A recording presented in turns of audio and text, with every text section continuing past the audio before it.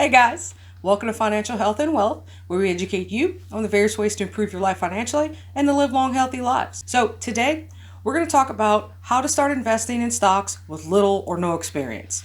And if you'd like to see more of this type of content, then like, subscribe, hit that notification bell so you know about future videos. Let's get started.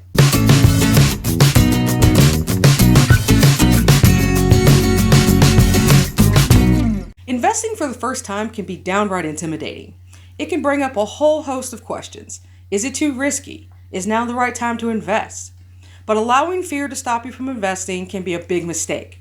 In fact, the sooner you begin investing, the better off your future will be financially. Why? By investing early, you give your money time to grow. After all, it's not about timing the market to get rich quick, but rather your time in the market and allowing your investments to compound. And while there's always going to be some risk involved, investing wisely helps reduce those risks significantly. Now, here's how you can get started investing. First, you got to figure out your game plan. Before starting, it's important to consider what your goals are. Ask yourself what you're looking to achieve by investing, how much risk you're willing to take on, and when you'll need the money.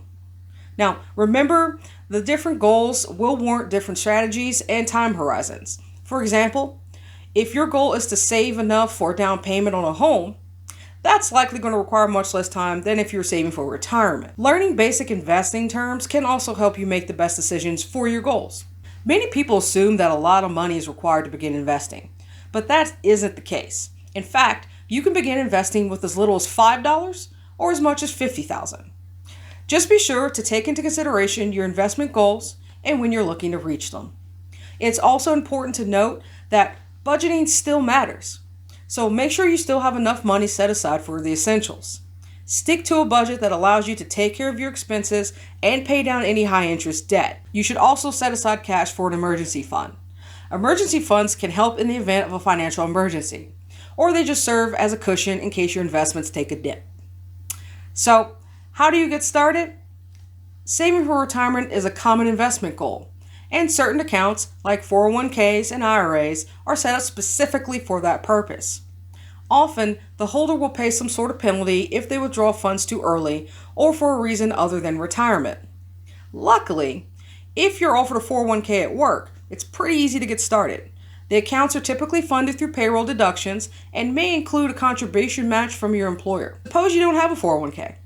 You can open an individual retirement account, or IRA, such as Roth or traditional. Just be sure to compare the two as they vary in tax benefits, contribution limits, and income requirements. Many banks offer IRA accounts. Vanguard, Ally Invest, and Schwab are some examples of places that you can open a retirement account. I personally have my IRA with Vanguard. If you're saving for something other than retirement or need access to your money more quickly, you can opt for a taxable brokerage account. If you're saving for something other than retirement or just need access to your money more quickly, you can opt for a taxable brokerage account with a company like Fidelity or TD Ameritrade instead.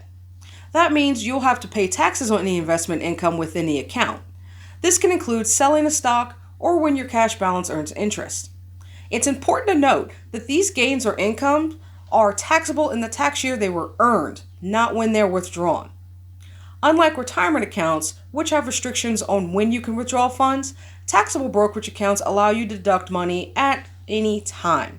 Since these accounts offer no tax advantages, there are no restrictions on when and how you can withdraw your money or how much you can contribute. To be fair, some accounts will actually have a certain limit on how much you can put into the account or potentially take out within a single day. Now, where else can you open accounts? Online brokers and Robo Advisors are some other places where you can open an account. Online brokers such as Webull, Vanguard, and E-Trade enable you to manage your own investments and typically have no required minimum balance. But they do charge fees for things such as stock and options trading. So be sure to compare what each brokerage charges before choosing one. Robo Advisors, on the other hand, are automated financial advisors that manage to and choose your investments for you. These include digital platforms like Betterment and Wealthfront, which offer low minimums and a small management fee. Using automated advisors can benefit newer investors looking to create a portfolio that aligns more with their goals, risk tolerance, and time horizon. You can try auto investing, which involves scheduling recurring contributions toward your investment portfolio and basically not think about it again. You can set up a Webull account today using the link in the description below and get free shares valued up to $1,600. Webull also offers market data, an online forum to speak with other investors, and easy to understand functions. Once you've opened an account, you'll want to explore your investment options and the risks they carry. Here are some of the most common investments you'll need to consider. Number 1, stocks are a share of ownership in a company and can be purchased individually for share price or through mutual funds. Number 2 are bonds. They're loans taken out by a company or government and typically pay a certain interest rate. Number 3 are mutual funds, and they are a bundle of investments that include assets such as stocks and bonds. Some of these funds are professionally managed and help to remove the burden of picking individual stocks or bonds. Mutual funds are traded once a day after the market closes. And 4, exchange-traded funds or ETFs. They're similar to mutual funds, but they also include a bundle of assets, but trade on the stock exchange throughout the day and are bought for a share price. It's important to remember to diversify your portfolio with a mix of asset classes to help balance out your risk. Mutual funds and ETFs, for example, are options that can provide first-time investors a chance to diversify without having as much risk. While investing in safer bets like bonds are a good way to set off the riskier investments in things like real estate investment trusts or REITs. Now, I currently have a blend of ETFs, stocks, and crypto. Quick disclaimer, this is not investment advice. My portfolio is set up based on my goals and risk tolerances. Set up your portfolio in the most effective way for your goals and don't just copy what a random person on YouTube does. Research and due diligence is key. Now, the bottom line is no matter what route you take, investing is another way to grow your wealth or to make your money work for you. Investing can help you reach your financial goals, such as buying a house, saving for retirement, or even starting your own business. The younger you are when you start investing, the better your chances are of accruing higher returns. It also gives your money time to compound, which means the returns you earn from your investments can start to generate their own earnings. So, thanks for watching, and as always, hit the like and subscribe buttons to keep getting that future content. Go ahead and tap that notification bell while you're at it. Enjoy the rest of your day.